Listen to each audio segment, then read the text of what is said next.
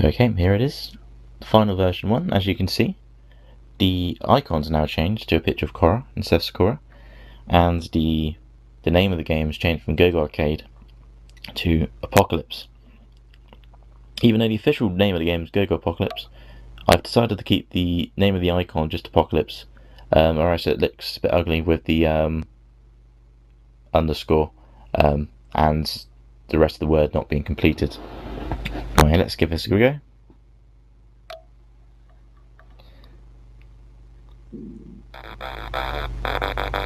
Okay, there's been a slight change on the title screen here.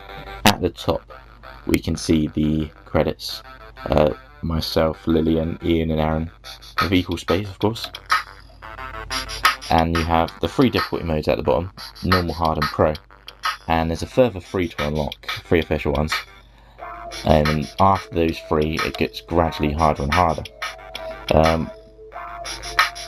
And they can be unlocked by going through pro mode and then through the other modes. Okay, let's give this a go on the normal. We need to find the bloodstones before Zodi does. Okay, the first level is a tutorial level, but you can whiz past it simply by just collecting the crystals you need without doing what they tell you. We all know you're not the brains of this operation. Okay, again, to control the game, you tilt the phone left to go left, and you tilt the phone right to rotate right, and you tilt the phone up slightly to go forwards. And of course you can do combinations of all of these to do different sort of swirls and tricks. Again? Korra, go, get ready. Okay, and also in addition to last time, there's coins which you can collect to increase your score. As well, you can see there's now transparent clouds running across the screen, and in some levels there's rain and fog. Right, to rotate right. Okay, and also for this demo, I've set the crystal count you need for each chapter is 5. So we can whiz past these chapters, showing you the different levels as such. Okay, when you complete one chapter, it says chapter complete, gives you a little time to pause, unlike last time. And now you can see the different arenas. Well done, Gogo.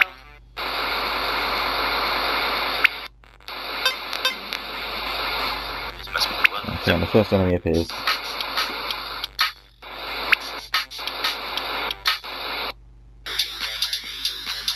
Okay, chapter 3. And what you'll note here, there's now a guy on the right hand side who is the first enemy as such. Let's give this another go. So kind of you to join me. And now the second type of enemy is also here. Sakura!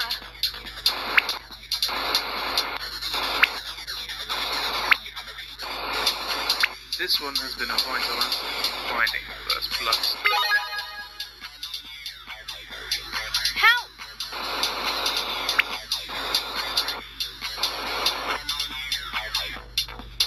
Let's see how you do on your own, Rare War. The next bloodstone is in the UK. See you there. Hang in there. I'm going to get you.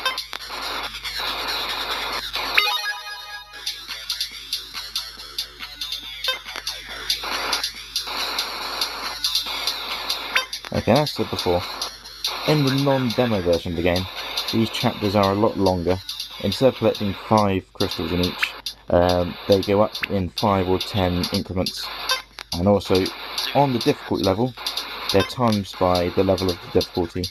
For example, in hard mode, if you needed to collect 10 crystals in level 2, you have to collect 20. And if you were playing on Pro, in level 2, you'd have to collect 30.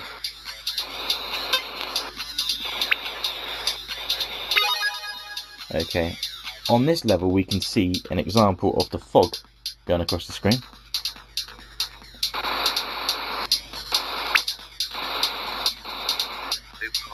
And a little feature I haven't pointed out yet, which almost missed the final release, is if you tap the screen, you pause it, which is a very useful thing.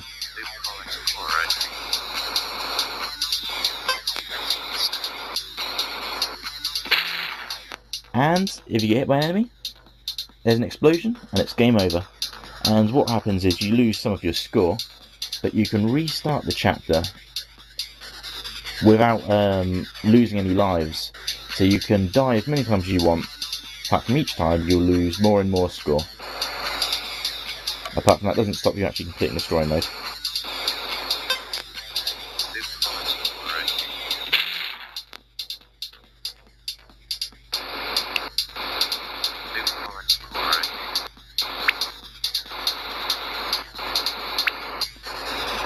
Okay, I'm not actually going to play through the entire length of the game here, even on this shortened demo mode. But what I will say is that when you do complete the game, you get different arts depending on how well you've played through the game, and also for the difficulty mode. So there's a lot of different endings, and as I said about the code before, the idea is you can take a snapshot of the game in the normal way for an iPod by holding the hold button and then pressing home, like such. And then these images can be posted on the web or on my homepage, which isn't set up for this game yet. And I will hold competitions, cash competitions for the person with the best score, and that can vary. It may simply be if you can complete Ultimate or something like that, depending on the response I get from the game. Okay, that's all I'm going to show for now, because we're running out of time. But what I'm going to do is, I'm not sure it'll be later on today or tomorrow, I'm going to knock up a more official looking trailer for this, so it's not just me rambling on. There'll be some nice cool music, and you can see the game at its best. Well, thanks for watching this 30-day challenge. A lot of great feedback, which I'm very thankful for. And what I'm going to do is, once this hits the App Store, I'll do another short review, video, just to tell people it's out there.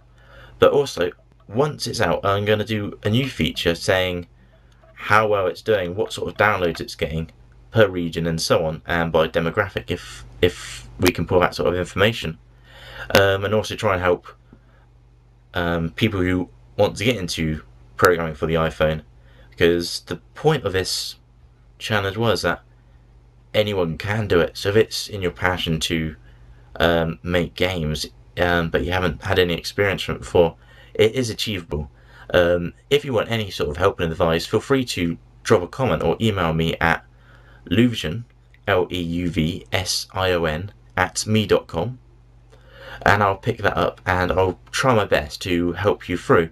As I said, the game itself isn't going to be a free application,